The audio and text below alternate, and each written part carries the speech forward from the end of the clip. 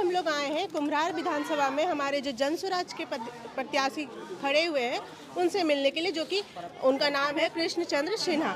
आप लोग उनके की तरफ से उसके लिए आपको बहुत बधाई। Thank you. तो आप ये बताइए कि अभी जैसे आप एक शिक्षक है, एक टीचर है, मतलब यहाँ पे एक मैथमेटिशियन है, एक प्रोफेसर रहे हैं, तो बचपन से आपने पढ़ाई की है और अभी जब उनके आम भाषा में उनसे बात करते होंगे, केसी सिन्हा जी बोलते होंगे, तो आइए हम उनसे मुलाकात करते हैं। जी सर, आपका जैसे अभी आप कैंडिडेट मतलब खड़ा हुए जनस्वराज इस पोजीशन पे हैं, तो आपको किस किस परेशानियों की सामना करना पड़ा? हम भी इसी मिट्टी और गिट्टी में पले हुए हैं और हमको सारी समस्याओं का ज्ञान है कि क्या क्या समस्याएं हैं। हम भी बहुत छोटे तबके से, यानी जिसका आर्थिक स्थिति अच्छी नहीं थी, स्कॉलरशिप पर पढ़ाई किए हैं। तो हम देख रहे हैं कि यहाँ के बच्चे, इन बच्चों के, ये बच्चे मेधावी हैं, कठिन परिश्रमी हैं। इनको अगर सही अवसर मिल जाए, सही शिक्षा मिल जाए, तो ये किसी ऊंचाई पर पहुंच सकते हैं, किसी मुकाम को हासिल कर सकते हैं। ये बच्चे इंजीनियर, डॉक्टर क्यों नहीं हो सकते हैं, लेकिन परिस्थितियों के अनुसार आर्थिक स्थिति ऐसी नहीं होती है कि ये बच्चे को अच्छे स्कूल में पढ़ा सके और आगे डॉक्टर, इंजीनियर या वकील बना सकें। इसके लिए जन स्वराज का कहना है कि अगर आपके बच्चे, आप संतुष्ट नहीं हैं, तो हमारी सरकार आपके बच्चे को प्राइवेट स्कूल में पढ़ाएगी और उसके फीस की चिंता आपको नहीं करनी है। तो मेधा अगर इनमें है, प्रतिभा इनमें है और सरकारी अच्छे विद्यालय में हम इसकी पढ़ाई की व्यवस्था कर दें, तो ये बहुत अच्छा शिक्षा प्राप्त करेंगे और आगे चल कर के कॉलेज और यूनिवर्सिटी या engineering college, medical college, school के बाद 12वां के बाद इंजीनियरिंग में जाना है तो इंजीनियरिंग कॉलेज में जाएंगे, मेडिकल कॉलेज में जाएंगे या अन्य किसी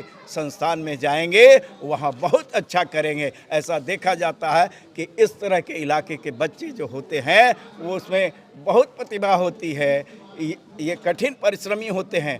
इनके पास चूँकि अभाव है तो ये परिस्थितियों को समझते हैं और ये इनकी पढ़ाई की व्यवस्था सही कर दी जाए तो सब चीज़ ठीक हो जाएगा और पूरे परिवार का आर्थिक स्तर ऊपर हो जाएगा, पूरे परिवार का विकास होगा। उनके जो गार्जियन हैं, अभिभावक हैं, जो चिंता में डूबे रहते हैं कि बच्चे को कैसे पढ़ाएं, कैसे अच्छी शिक्षा दिलाएं, हर तबका के लोग हम देखते हैं, हम इसी समाज से आते हैं और हमारे कॉलेज, स्कूल में क्योंकि शिक्षा के क्षेत्र से आते हैं, वहाँ ज़्यादा संख्या इस तरह के बच्चों का होता है। तो इनके पढ़ाई की व्यवस्था हो जाए और आगे चल कर के योग्यता के अनुसार नौकरी की व्यवस्था हो जाए तो क्या कहना है, पूरे परिवार की स्थिति अच्छी हो जाएगी। जैसा कि लोगों का समर्थन भी आपको मिल रहा है, यहाँ देखने को मिल रहा है, तो आप ये बताइए कि जन स्वराज के साथ जुड़कर या आप अपने व्यक्तिगत रूप से आप अगले 5 साल में क्या करना चाहेंगे अपने कुम्हरार विधानसभा के लिए? कुम्हरार विधानसभा शिक्षा के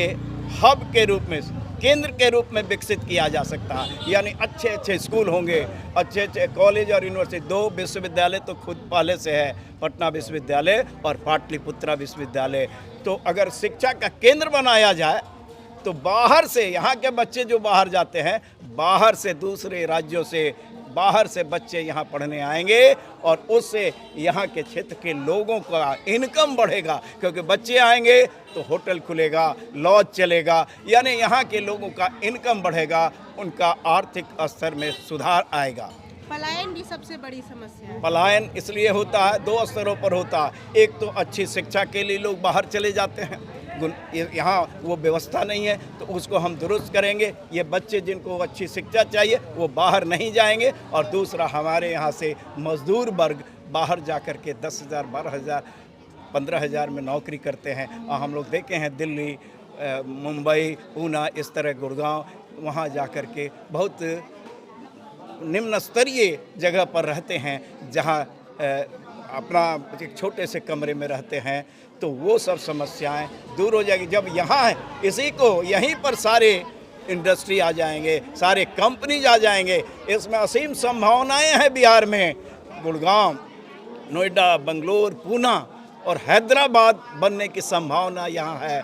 और जब ये बन जाएगा तो यहीं सारी कंपनियां आ जाएंगी, यही सारे इंडस्ट्री आ जाएंगे। यहाँ के बच्चों के जो पढ़ाई करके आए हैं योग्यता के अनुसार नौकरी मिलेगा, उनका रोजगार स्थापित होगा। जैसा कि आप इतने बड़े मैथमेटिशियन हैं, आपको तो अलग अलग पार्टी से भी ऑफर आ सकता था।